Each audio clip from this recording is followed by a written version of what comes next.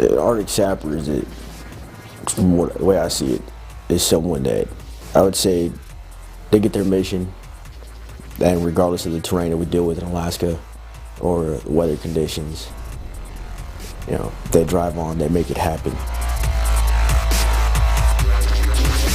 On Wednesday, we loaded up 06 out at the birds. We got dropped off at LZ 56. We went up the summit of Temptation Peak.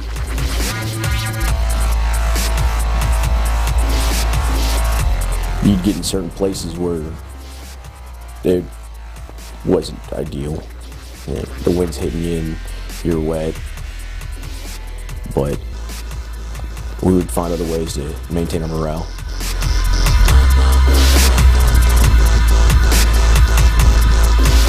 We kind of traversed the side of the hill, making our way towards the cabin, up through the low part in the valley. There was a small trail, but it was pretty overgrown. Once we got back to the cabin after the peak, we sat there, took our little break, let everybody recover, change socks or whatever they had to do to take care of themselves.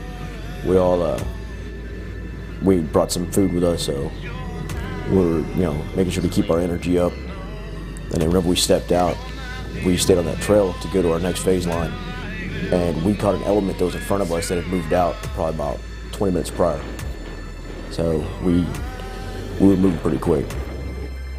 As we progressed on, after we got past the beaten path, we started getting a lot of shrubbery, a lot of overgrowth of vegetation. And as we continued, the trail just started disappearing and started breaking up. And at that point, you really had to, you know, knuckle down on your land navigation, you know, shoot an azimuth check, you know, get your terrain association intact, because it was really easy to get disoriented and get lost. When we got over to the rappel site, I just happened to glance over the cliff. It was an eye-opening experience. Yeah, it was tough. Going down wasn't nearly as bad as coming up. Coming up, that path was slick as all get out, and you have to actually pull yourself up the same amount of distance that you traversed on your way down. The rock face was a little slick, so just execute a little bit more, you know, be a little bit more cautious. Check behind you, make sure that you know where you're gonna attempt to set your feet the next time you stop. And then once you get to the bottom of the rappel, we'd stop, de-rig, and then go up the static red rope, do the climb.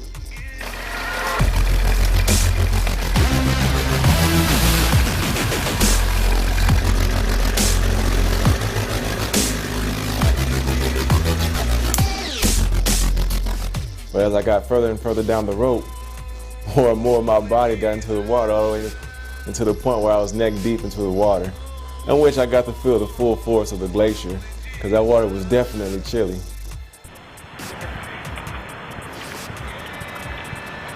You just look at the water, you know it's gonna be cold.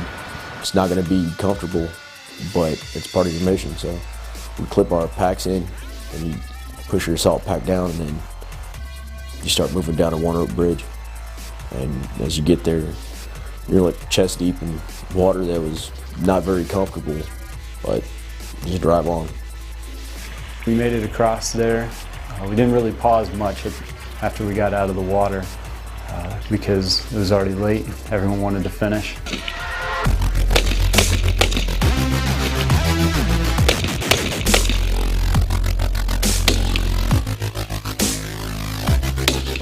Once the team regrouped, we moved up to the biathlon range.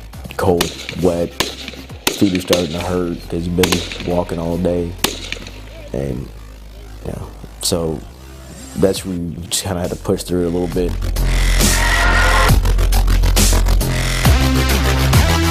By that point, the board, I wasn't nervous, because you know you're so tired, you become weary from the miles, the land navigations, the mountains, you know. So at that point, you're like, okay, I get to sit down. So when we sat down to kind of prepare for the board, I sat and we started to kind of go over the questions that we thought they were going to ask, and At which point we realized that we might not know as much as we think we know. So we went to the board and knocked on the door to go ahead and enter and report to the president. And at which point, you know, he sat us down and he asked our questions, and to our surprise, we actually got, you know, all the questions correct. You really don't know how far you can go as an individual until you push yourself. And a lot of individuals were challenged. And those same individuals may or may not have completed that mission if they're on their own.